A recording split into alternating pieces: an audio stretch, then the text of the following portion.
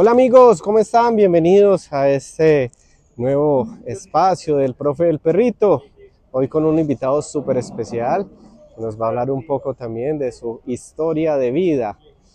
También quiero invitarlos para que se suscriban a este canal, nos dejen un like, un comentario y también si desean que me encuentren por Instagram o X o TikTok como el Profe del Perrito. Les extiendo la invitación para todos aquellos que quieran participar ahí por un mensaje vía Instagram que nos deje sus comentarios. Entonces, sin más preámbulos, hoy quiero presentarles a Juan José. Juan José es estudiante de Derecho de la Universidad Luis Amigó y hoy nos acompaña en este espacio el profe El Perrito. Juan José, bienvenido. Bueno, muchas gracias por este espacio tan bonito que vamos a vivir en ese instante, esa conversación que Oh, creo que solo enfoca no solo lo personal, sino también lo profesional. no, Juan, gracias a usted por animarse a participar. Y antes de continuar, Juan, y tratando de ser lo más inclusivos posibles, ayúdenos por favor con la descripción de dónde estamos y qué tenemos puestos para aquellos compañeros y personas que no nos pueden ver a través de este video. Cuando estamos en la institución universitaria Pontificia Bolivariana, en el Café Forum Libro, estamos sentados en una mesa al aire libre. Estoy vestido de blanco, pantalón negro, zapatos blancos, y el profe está vestido con una camisa manga larga, color rosado con morado, unos blue jeans y unos zapatos Ok, verdes. y la estrella del canal está aquí debajo de la mesa que no se ve. Es asustadita hoy, Sí, sí, desafortunadamente como he mucho estado trueno. tronando, ella le da demasiado miedo y por eso también es la razón de que estamos hoy aquí y no tan al aire libre. Bien, Juan José, ahora sí cuéntenos por favor un poquito de tu historia, de dónde eres y pues cómo llegaste al derecho. Bueno, soy de Medellín, paisa, más paisa que la arepa, por Dios bendito. Eh, ¿Cómo llegué a la carrera de Derecho? Es una cosa que creo que fue muy inusual, porque si yo no quería estudiar Derecho, yo no me gustaba el Derecho para nada, porque yo tengo familia de abogados y mi papá era abogado y yo decía, no, a mí no me gusta el Derecho, es una carrera que es muy pesada, que conlleva temas complejos de delitos como lo es la corrupción, el concierto para delincuentes. Yo decía, no, no, a mí no me gusta eso. Y como cuando hablamos de derecho, nosotros nos enfocamos más en el tema de personas que cometen delitos. Entonces vaya, defienda una persona que accedió carnalmente a alguien, o sea, que la violó, una persona que mató a alguien, que digámoslo así, le hizo daño a un perro. Entonces uno empieza a decir, no, yo quería estudiar medicina. Creo que muchos estudiantes de derecho se sentirán identificados conmigo porque es el sueño frustrado de todo abogado porque queríamos ser médicos, Sí, pero por temas pues personales, como fue que el IFES no me daba y que a nosotros nos presionaban siempre que el IFES era, yo era todo, nunca me quise pues como presentar la carrera de Derecho y además antecedentes que yo tenía de bullying, me generaron que un día me defendiera, sacara un código, que era el manual de convivencia, que para mí es una cosa que critico mucho, y un día exigí mis derechos. Le dije al profe, venga, profe, usted no me puede quedarse con mi teléfono, hay un procedimiento de por medio. Y en décimo, imagínense, faltando ya un año para graduarme, ya con todo lo que quería, que yo decía medicina, medicina, terminé la carrera de Derecho. Y la verdad no me arrepiento ningún minuto de eso. ok, no, pero súper interesante. Y qué tal ha sido la experiencia ya ahorita que pues estás muy avanzado en el área del derecho y que no solamente te dedicas al pregrado, sino que también complementas en tus tiempos libres con diplomados, o sea, estás súper comprometido con la formación y la fundamentación del quehacer del derecho y del abogado. Pues, ¿a qué me dedico aparte de eso? Estudiar y trabajar. Trabajo pues con un compañero que es de la Universidad de Medellín, que él ya es abogado, él es especialista en Derecho Civil. Creo que la carrera de Derecho me ha complementado en el hecho de que ha sido un camino largo. Creo que nosotros los abogados nos dicen, venga, viva el momento, pero yo siempre intento vivir la vida al 100, porque creo que la vida es un momento único, es un momento que se da solo una vez Y por eso es que he ido haciendo diplomados, porque me gusta estar adelante, me gusta crear derecho, hacer las cosas correctamente, innovar, porque la carrera es de mucha innovación, no solo de leyes, sino también innovar en qué se va a hacer justicia, en qué va a generar derecho, una regulación. Entonces, por ejemplo, actualmente cuento con un diplomado en Derecho Administrativo, Contratación Estatal, Derecho Laboral. Actualmente estoy haciendo otro diplomado que es en contratos inteligentes.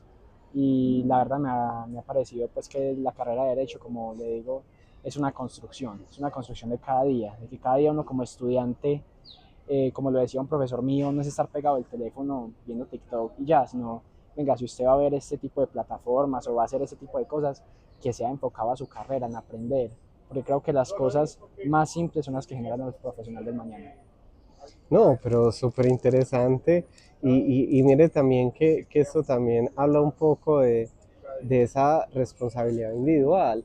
A ver, yo creo que es cierto que durante un proceso formativo es súper importante ese ejercicio que hace el docente en su área, en su curso, en su asignación en un aula de clases, pero también habla mucho de, bueno, ¿y cuál es mi responsabilidad individual sobre ese proceso? Cómo yo también tengo un ejercicio activo dentro de mi proceso formativo, cómo yo complemento lo que se está viendo en clase con otras, con mayor información, con otro contenido. Lo que pasa es que también es lo que mencionas, a ver, eso implica un ejercicio también de renuncia. O sea, casi siempre uno en su tiempo libre termina dedicado a actividades que de pronto son diferentes y que a veces pues eso pues nos conlleva también otro tiempo. Entonces, si usted logra encontrar como ese equilibrio y de complementar su proceso formativo también como con actividades que enriquezcan su proceso, creo que pues es la combinación ganadora. No, y es que yo estoy de acuerdo con usted, tanto es que yo antes, yo era un estudiante que mantenía muy pegado a los videojuegos. O sea, yo siempre me acuerdo que yo al principio, en mi formación académica, cuando estaba del colegio, yo quedé en el puesto 15. Hubo un momento de mi vida que empecé pues a quedar en los primeros puestos. Pero me acuerdo que yo era muy pegado a los juegos. Por ejemplo, yo era muy pegado a un juego que se llama Free Fire. Y me mantenía pegado con unos amigos horas y horas y horas. Sí, Tanto es que también me mantenía muy pegado a las redes, pero quise hacer un ejercicio propio, que creo que eso fue lo que más me ayudó, y fue, venga, no solo usar las redes para divertirme, sino como usarlo otro mecanismo de aprendizaje. Por ejemplo, algo que yo digo que es muy innovador son los abogados o abogadas, como el doctor Tres Palacios, que hablan de derecho penal en lo digital, en YouTube, Instagram, hacen análisis de casos. Entonces uno se sienta y uno se entretiene porque, por ejemplo, han dicho cosas sobre el caso de la EPA Colombia, un caso que es tan mediático que combina las redes sociales, algo que le puede interesar mucho a los jóvenes, con también algo de justicia, que es lo que muchos jóvenes estudiamos, el derecho. sí. Sí, claro, y es algo que es súper genial, pero que a su vez también habla de su propia elección y de cómo usted fue encontrando esa respuesta, que a veces es muy difícil llegar a ella y que a veces cuando usted toma conciencia sobre su propia realidad, ya digamos que el tiempo se ha pasado. Entonces, el saber que se logra hacer a temprana edad y que todavía usted puede apersonarse y tener más conciencia sobre ese proceso es súper genial y súper interesante.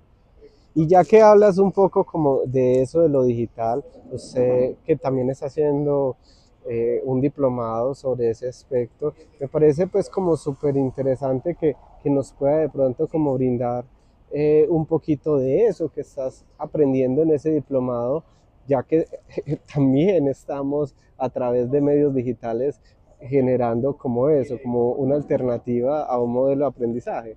Bueno, los contratos inteligentes es algo que ya se están innovando mucho, más con el tema del Big Data. Creo que, pero mi enfoque más, porque yo hago parte de un semillero de investigación, es la inteligencia artificial. Creo que la inteligencia artificial, y ahí es donde viene un concepto, y es la eudaimonia, por parte de Aristóteles, y es la felicidad, pero también es la facilidad, lo que nos brinda las nuevas tecnologías. Creo que las nuevas tecnologías, como lo son los teléfonos, y no solo los teléfonos, sino también todo tipo de contenido electrónico, que eso hace parte de computadores, tabletas, pero también otro tipo de softwares como son las inteligencias artificiales son una gran ayuda, pero también vuelven al ser humano muy perezoso. Sin embargo, creo que desde mi punto las tecnologías siempre deben ser innovadoras, siempre deben ser utilizadas. Por eso yo estoy de la mano de que la tecnología siempre debe ser usada en la innovación, en la celeridad de las cosas. Tanto es que yo soy partícipe, porque te comento algo muy interesante, y es que hay una inteligencia artificial que actualmente estaba en plan piloto, que la está usando la Corte Constitucional para revisar ciertos casos de tutela. La tutela, para Sí. los que no saben, es un mecanismo que lo que se hace es que se acciona a una persona que está vulnerando los derechos fundamentales de una persona o en conexidad derechos que son económicos, sociales o culturales o ambientales que van vinculados al derecho fundamental. Por ejemplo, el agua va vinculado al derecho a la vida, a la salud.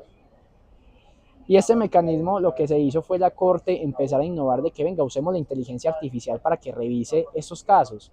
Y viendo casos anteriores, falle conforme a derecho, protegiendo derechos y que generándole una celeridad más amplia al sistema judicial, que actualmente creo que es una de las críticas más grandes que le hacemos, y es que el sistema judicial está congestionado. Es muy análogo. No, y es que es verdad, no podemos negar. Tanto es que, por ejemplo, una crítica muy grande que yo hago, y es que los jueces en Colombia somos constitucionales y convencionales. Constitucionales en el sentido de que son conforme a la Constitución Nacional, pero te voy a colocar el caso más práctico de todos. Un juez penal está resolviendo un caso de acceso carnal abusivo, un municipal, supongamos, y le llega una tutela. Debe dejar de lado el proceso que está llevando de acceso carnal para resolver la tutela, porque la tutela tiene prevalencia sobre los otros procesos.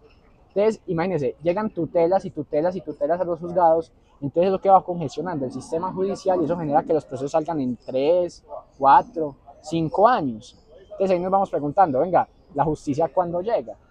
Entonces por eso es que estoy tan de la mano de que la inteligencia artificial, las nuevas tecnologías sean implementadas como que una forma de darle celeridad, transparencia a los procesos. Sí, y yo a veces, o sea, es muy fácil pues como juzgar al sistema. Lo que pasa es que es muy, nosotros no estamos inmersos. Yo a veces pienso en los estudiantes cuando uno les da un documento de 50 páginas. Para un documento, para el estándar actual 50 páginas pareciera como wow y mucho, y es como el acabose del mundo que hay que leer 50 páginas.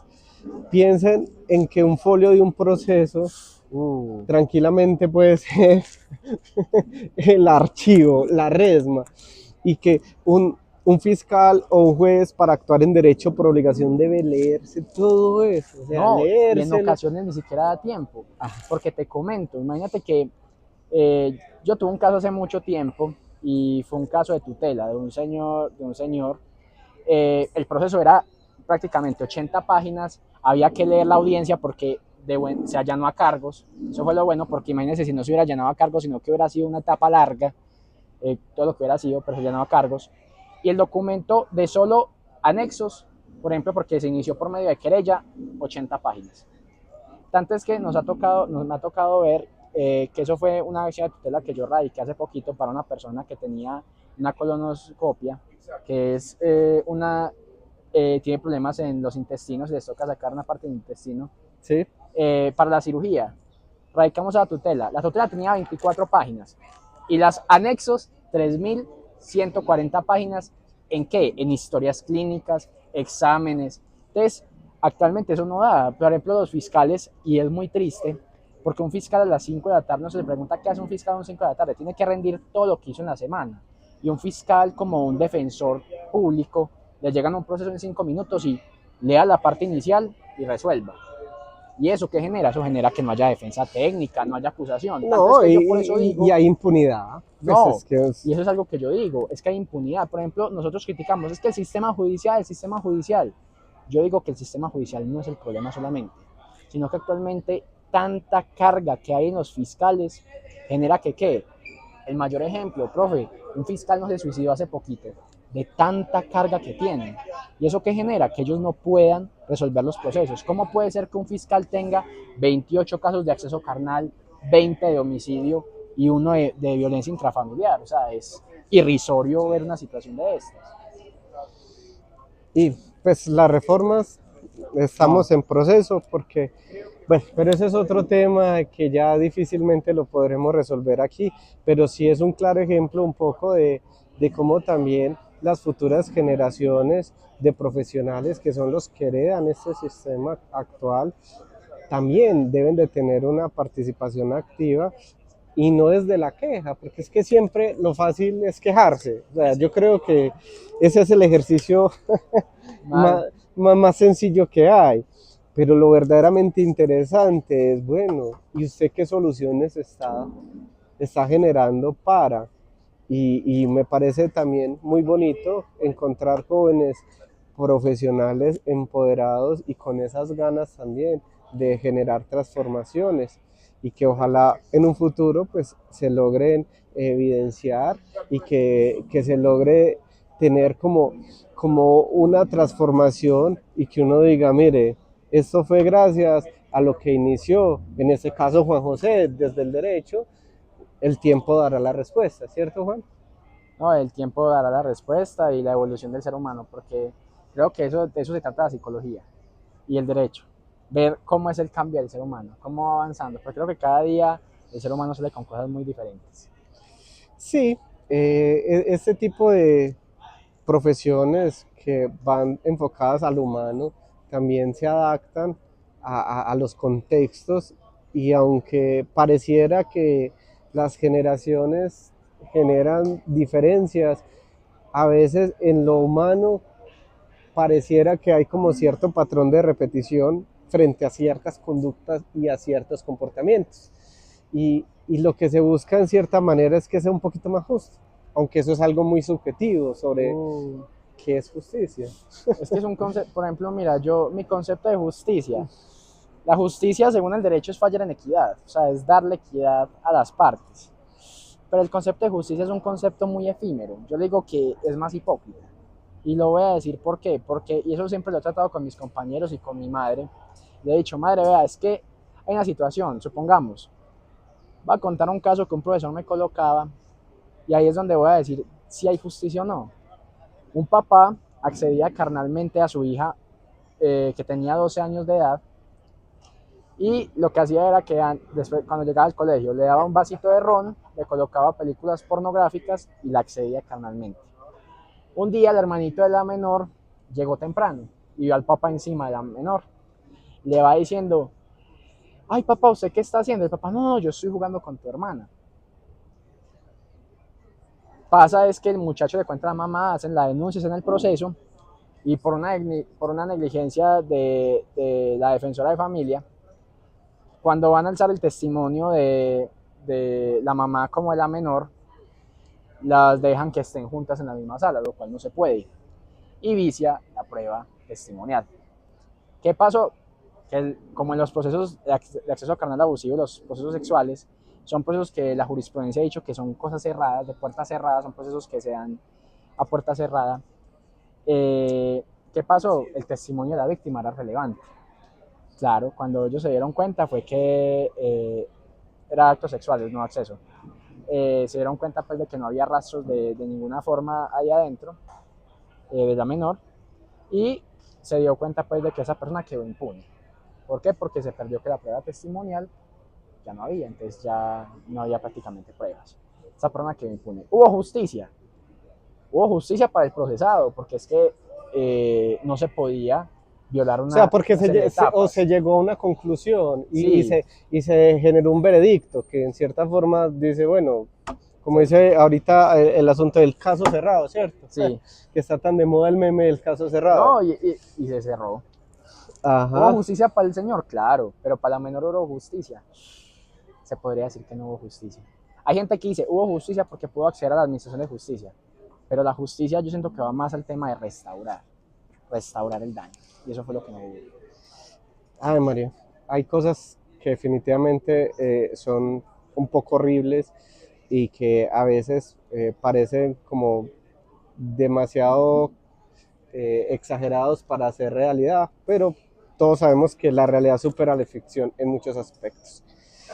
Bueno, Juan, no, es claro que que tienes pues una apropiación muy genial y muy interesante de tu proceso formativo. Pero Juan, cuéntenos un poquito más, ya que estás pues como tan enfocado a tu profesión, pues el derecho, al igual que la psicología, tiene demasiados campos de aplicación y así como hay un imaginario de que el psicólogo solo ejerce la clínica, también hay el imaginario de que el abogado solamente sirve para la parte del litigio, para litigar. Pero en este caso, que hay tantos campos laborales del derecho, ¿cuál te llama la atención? Y en un futuro, ¿por dónde te gustaría pues como profesionalizarte o mejor dicho, enfocarte? Bueno, primero que todo, uno entra como todo estudiante de Derecho. Yo quiero ser penalista. Después se da cuenta de que uno entra a clase de penal, le dan 3 vueltas y dice, no, yo no quiero esto. Yo me inclino mucho a la rama del derecho civil en materia de derecho corporativo o derecho administrativo. Me gustaría mucho complementarlo porque el derecho administrativo es el derecho del Estado y el derecho civil es el derecho que se tiene frente a las personas. Por ejemplo, todo ese tema de, aunque también hace parte de la rama de familia, pero todo el tema de contratos, de pagarés, es más como el tema de obligaciones. Sí. Entonces a mí me gusta mucho ese tema, me encanta.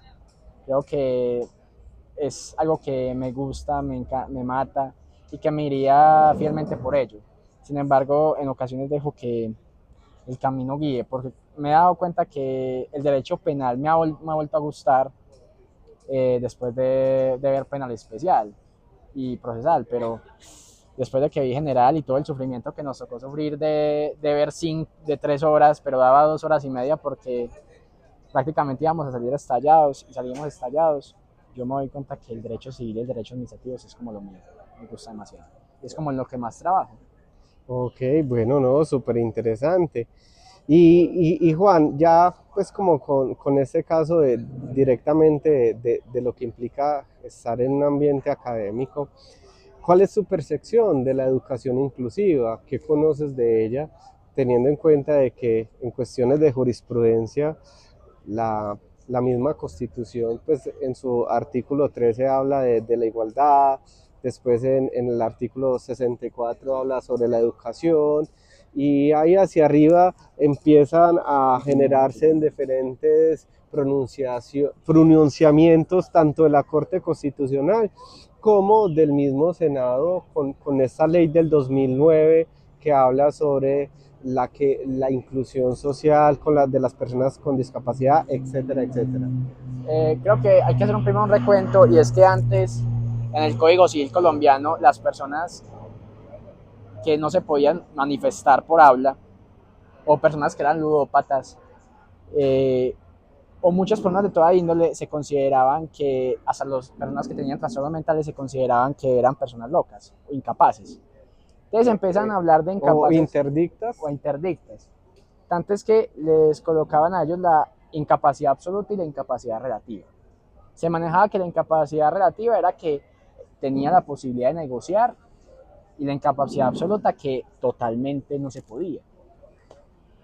Y tanto es que hablábamos de que había incapacidad absoluta, por ejemplo, también en menores, porque no había solo de educación e inclusión. Pero actualmente hubo una ley que es la ley 1096 del 2019 que estableció la capacidad de las personas y es que nadie en Colombia es incapaz. Todos somos capaces. Y eso derogó una cantidad de artículos del Código Civil y dijo, venga, usted por más que tenga síndrome de Down, por ejemplo, sea ludópata, usted se considera capaz.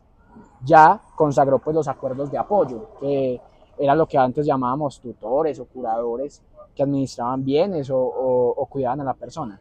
¿Y qué estableció? Todos somos capaces en Colombia. En materia jurisprudencial, creo que hemos avanzado mucho porque hemos tenido corte constitucional muy liberal, cortes que han sido pronunciamientos en materia de igualdad, y es que la igualdad no solo se establece en igualdad de derechos, sino que en igualdad de condiciones. Porque de derechos es muy fácil hablar de igualdad, es muy fácil hablar de que todos tenemos los mismos derechos, pero lastimosamente el tema de igualdad de condiciones es muy difícil, tanto es que la realidad sobre la formalidad es un principio que para mí debería ser aplicado en materia de derecho constitucional. ¿Por qué? Porque es un principio que es aplicado al derecho laboral, pero es que la formalidad de la norma, porque es que la norma dice cosas muy bonitas, pero ya ver las condiciones de la realidad es una cosa muy diferente. Frente a la educación en igualdad, creo yo que nos hemos quedado. Lastimosamente seguimos teniendo las mismas condiciones, las mismas situaciones en materia de educación. ¿Por qué? Porque seguimos en las mismas aulas. Ya no hay implementación de qué, de docentes que hablen lenguaje de señas. Hay pocos docentes que, aparte de eso, tienen la posibilidad de colocar micrófonos para las personas que no pueden ver, poder colocarles micrófonos, o personas con escucha disminuida, colocarles micrófonos. ¿Por qué? Porque nos hemos quedado en el hecho de que la educación es en el aula de clase y ya. De que, y lastimosamente muchos profesores son personas que ya han pasado procesos desde muy antiguos. Por ejemplo, nos hemos dado cuenta de que, y eso ha sido una realidad social, y es que ¿quiénes son los profesores en los colegios o en las universidades? Profesores de cátedra que ya son muy mayores, que ya ellos para ese tema de, ay no, a mí no me cambien ese tema de la educación como yo la doy, déjenmela así. Prácticamente genera que ellos se adapten, pero esa adaptabilidad al ser personas mayores les ha imposibilitado. ¿Eso qué genera? Que genera una discriminación y genere una situación de que la educación actualmente no llega a muchas partes. No llega a que solo a personas que actualmente tengan la posibilidad de costear una buena universidad o un buen colegio con las adaptaciones necesarias para un aprendizaje inclusivo. Es algo complejo, igual es un proceso muy nuevo, porque si nosotros hablamos en una perspectiva social, 20 años es nada frente a lo que ha venido siendo una tradición de muchos, muchos años de exclusión y de discriminación. Yo creo que también lo más importante es que ya se inició el proceso y que ese relevo generacional, tarde o que temprano, va a llegar. Estas generaciones nuevas que ya vienen, digamos, con unas herramientas, con un kit de bajo el brazo un poquito más amplio, pueden generar un aporte y una transformación más efectiva, porque eso que mencionas es cierto, o sea, es difícil, digamos, para alguien con unas metodologías, con unas didácticas, con unos recursos pedagógicos, digamos, ya de hace muchos años, y tratar de cambiárselos también es difícil, pero también se empezó, que es lo más importante, que haya empezado y que a medida que nuevas generaciones lleguen, yo sé que se va a estabilizar y que va a ser un poquito más amplio para que en cierta forma se alcance a más personas. Tanto es que, por ejemplo, hay una cosa muy interesante y es que el Estado ha colaborado también mucho con eso, porque, por ejemplo, hemos hablado de que un concepto que se ha dado en materia constitucional es el concepto de la igualdad inversamente positiva o discriminación inversamente positiva. Es que personas que están en condición de desigualdad, yo darles igualdad para que estén en igualdad de condiciones a las otras. ¿Cómo así?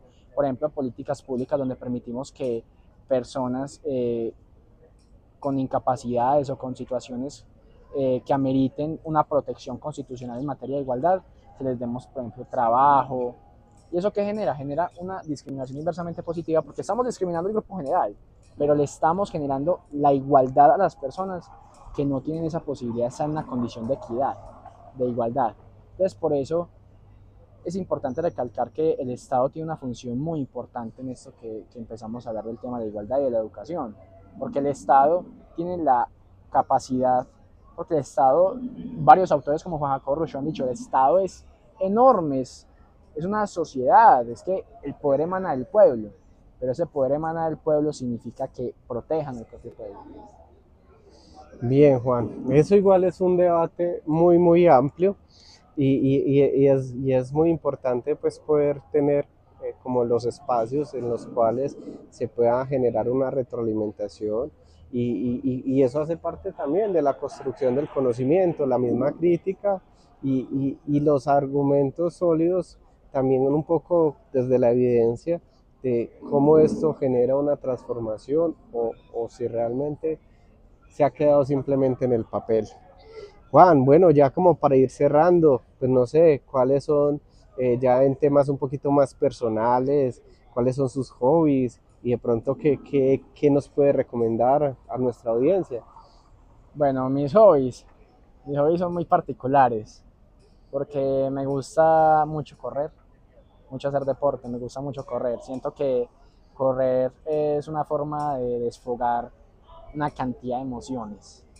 Creo que es una de las cosas más interesantes que uno puede hacer. Lastimosamente correr también tiene sus circunstancias malas como cualquier otro ejercicio, que es por ejemplo que te vuelve muy flaco, pierdes demasiada masa muscular, entonces tienes que complementarlo con gimnasio, pero el deporte creo que es fundamental, fundamental. Otro hábito muy raro que creo que es mío es la lectura. La lectura creo que actualmente se ha perdido mucho, pero me gusta la lectura física como virtual. Entonces que tengo páginas que les puedo recomendar, como lo es la Biblioteca Secreta, un grupo de Telegram muy interesante, en el cual ustedes pueden buscar varios libros famosos y de ahí descargarlos digitalmente para que tengan la oportunidad de leerlos. La Biblioteca Secreta me ha dado, digamos, la inspiración para nuevos campos en materia de libros. ¿Qué otro hobby que yo diga muy interesante? Me gusta mucho salir a comer, me gusta mucho salir a comer con mi madre, con mi familia, me gusta compartir mucho, pero el hobby más interesante de todos es que me gusta quedarme en la casa y ver películas, pero ver películas no sin nada, sino hacer mis propias crispetas, no compradas, sino coger el maíz pira, Sí, tirarlo a la olla, aceitico, un poquito de sal o azúcar sí. y hacerle. Ah, Y bueno, no, y viajar. En ocasiones cuando estoy con mi papá me gusta salir de viaje con él a Magá, a los pueblos del suroeste antioqueño para mirar todo ese tema. Me gusta mucho. bueno, ¿y qué libro interesante has encontrado en ese grupo y que nos lo puedas recomendar? Un libro muy interesante. Yo soy muy católico, tanto es que actualmente estoy colaborando en una parroquia como asesor de un grupo juvenil y pues estoy muy vinculado a lo católico y me ha gustado mucho un libro porque ha sido, digamos, también un golpe de realidad porque es el libro de Satanás, de Mario Mendoza. Satanás de Mario Mendoza, la apología de Sócrates, prólogo de Séneca, cómo ser un estoico de Alimpia Lucci, Wow. las 48 leyes de poder, el arte de la seducción, el arte de la guerra de Sun Tzu, Ave María, no sé, eh, muchacho, está súper el completo. contrato social de Juan Jacobo Rousseau, el imperio de la ley de Montesquieu, mejor dicho, El Leviatán también, el ¿no? Leviatán, un libro pero el libro más maravilloso de todos, El Príncipe de Nicolás Maquiavelo. Ave María. Creo que es uno de los libros que impacta más en el mundo de la política, el arte de la política de Aristóteles. Es que hay una infinidad de libros ahí. Tanto Sí. es que si uno se pone a ver, también hay libros, por ejemplo, como It, que es un libro de Stephen King. Hay libros también no solo de filosofía, sino también novelas muy interesantes. Ok, Juan, no, excelente. Bueno, Juan, ¿cómo se sintió en este espacio? No, la verdad me pareció un espacio muy acogedor, un espacio muy maravilloso. Creo que es un espacio que muchos deberían de ver, de escuchar, de mirar, porque creo que nosotros somos muy desconocedores no solo del mundo de la psicología, sino también del mundo del derecho. Y es invitarlos a todos a seguir viendo el programa, seguirse interesando. Y que hay una recomendación que yo haría es que la gente estudie derecho. No porque no me guste el derecho y nada más, sino porque todos debemos de conocer nuestros derechos y cómo defendernos. Y creo que es lo más difícil. Y ya con eso, Juan, algo que es súper importante. No hay nada más peligroso que el desconocimiento, porque es que el desconocimiento genera vulneración de derechos. Y tan, Y a veces ni siquiera de forma consciente uno lo hace. Tristemente, a veces sin saberlo se está generando demasiada vulneración de derechos. Y lo podemos, o sea, observar en la cotidianidad de nuestra realidad colombiana. Eso lastimosamente es algo que yo digo que es triste. Es triste, Ujú. por ejemplo, hay un concepto que del derecho dicen que el desconocimiento de la ley no exime de su aplicación, Ajá. pero lastimosamente el desconocimiento de la ley no solo exime de su aplicación, sino que también vulnera la aplicación. Por ejemplo, un concepto que me parece maravilloso es el concepto que genera igualdad, ya que estamos hablando mucho de la igualdad, es la estabilidad laboral reforzada. Ese concepto es un concepto que ha desarrollado la Corte Constitucional y es el concepto de que tiene que proteger a mujeres gestantes, personas que estén incapacitadas o en una enfermedad. Y es un concepto que uno se pone a ver de la materia laboral y es vulnerado de una forma. Tanto es que, ay, y eso pasa por muchas empresas, ay, a mí me despidieron que porque estaba enfermo, entonces por eso yo no puedo demandar. Ah, o hice un contrato de transacción y por eso no voy a poder demandar porque yo prometí no demandar, pero se me estaban vulnerando los derechos. Entonces ahí es donde uno empieza a ver que uno no puede desconocer la ley porque uno necesita reclamar sus derechos. Esa indemnización por despido sin justa causa, o no solo eso, sino por ejemplo lo que uno más ve en la vida cotidiana, acciones de tutela, derechos de petición ante la Superintendencia de Salud o a las EPS, que creo que es el tema que uno más ve. Así es. Bueno, aquí nos pudiéramos quedar prácticamente toda la tarde porque estos son temas muy interesantes y que en serio pues invitan a una reflexión. Juan, no sé si de pronto nos quieras compartir tus redes, si es que tienes, y de pronto a quien quieres saludar, enviarle un saludo. Pues saludar como nadie. Pero mis redes, me pueden encontrar en redes porque tengo una página con una compañera que llega legalmente 06, que combina que es psicología y derecho. O lo otro sería que me sigan a mi red personal que es jjose-0926. En Instagram. Sí. Ok, Juan, excelente. Bueno, no, muy bien. Yo también quiero enviarles un saludo muy especial a todos los que nos ven desde las diferentes partes del mundo, en América del Sur, en Norteamérica, en Canadá, en México, en Estados Unidos. En Estados Unidos hay muchos colombianos que nos ven, en Chicago, en New York, en la Florida, en Connecticut, en todos esos estados donde hay colombianos. Espero que también disfruten de este contenido. También en México, en Europa, en Australia, bueno, en todas partes del mundo. A veces si uno empieza a hablar, se queda pues como corto para saludarlos. También a mi Gretel, que la quiero mucho, que esto es en cierta parte para ella. Un saludo a Lululipampín, para mi Gretel hermosa.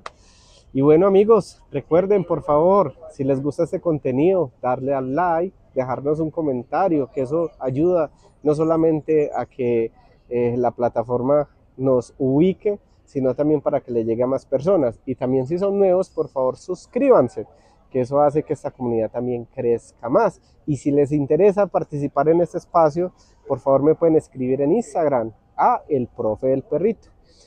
Ya saben amigos, soy el profe el perrito que sabra canela y hasta la próxima. Chao, Juan. Charito.